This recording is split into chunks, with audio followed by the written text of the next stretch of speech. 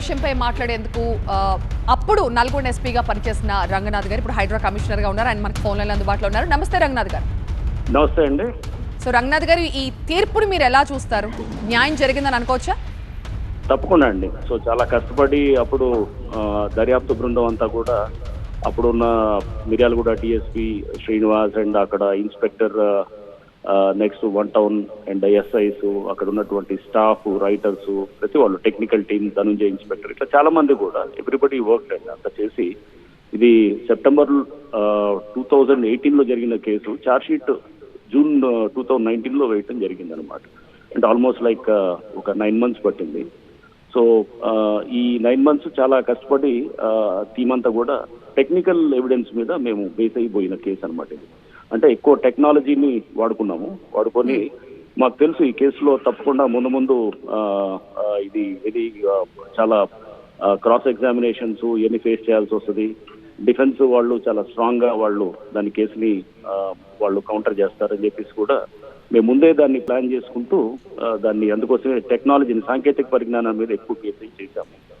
ఎందుకంటే సాక్షులు, ఓరల్ సాక్షులు ఎప్పుడైనా మాట మార్చొచ్చు, లేకపోతే ఎక్కడన్నా వాళ్ళు మేనేజ్ చేయబడవచ్చు అనే దాంతో చేయటంతో అది కూడా నేను అనుకోవటం మంచిగా. సాక్షులు కూడా చాలా బాగా చెప్పారని చెప్పి కూడా నాకు తెలిసింది.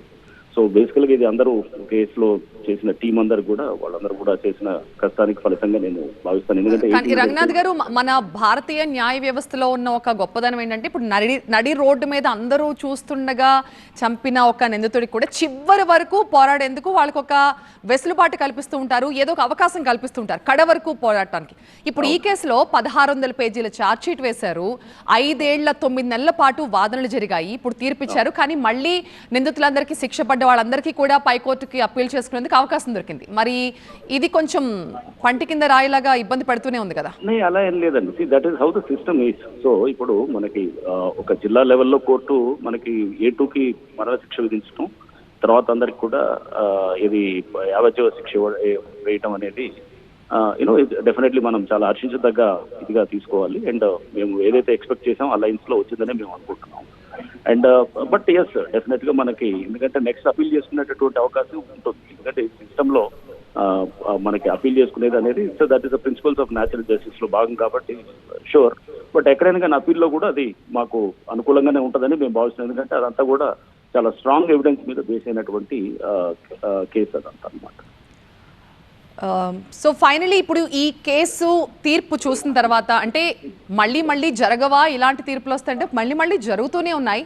ఈ ఓవరాల్గా ఈ కేసు నుంచి ఏదైనా ఒక విషయం తెలుసుకోవాలి అంటే జనాలకి కొత్తగా తెలిసిన విషయం ఏంటంటే ఏం చెప్తారు? ఇది మాకు కూడా చాలా లర్నింగ్ ఎక్స్పీరియన్స్ అండి. ఈ కేసులో ఒక రకంగా చెప్పాలంటే కనుక దీంట్లో చాలా కాంపోనెంట్స్ ఉన్నాయి. ఒకటి పరువు హత్య, దట్ వాజ్ ఆనర్ కిల్లింగ్ అనేది అప్పుడు ఆ టైప్ లో వెళ్ళినటువంటి కేసు ఇది. రెండో అంశం వచ్చేసి దాంట్లో చాలా డబ్బుతోటి కాంట్రాక్ట్ కిల్లింగ్ అనమాట, కోట్లతోటి అప్పుడు చేసి దాన్ని కోట్లాది రూపాయలు ఇచ్చి చేసినటువంటి హైర్డ్ కిల్లింగ్ అనమాట ఒకటి.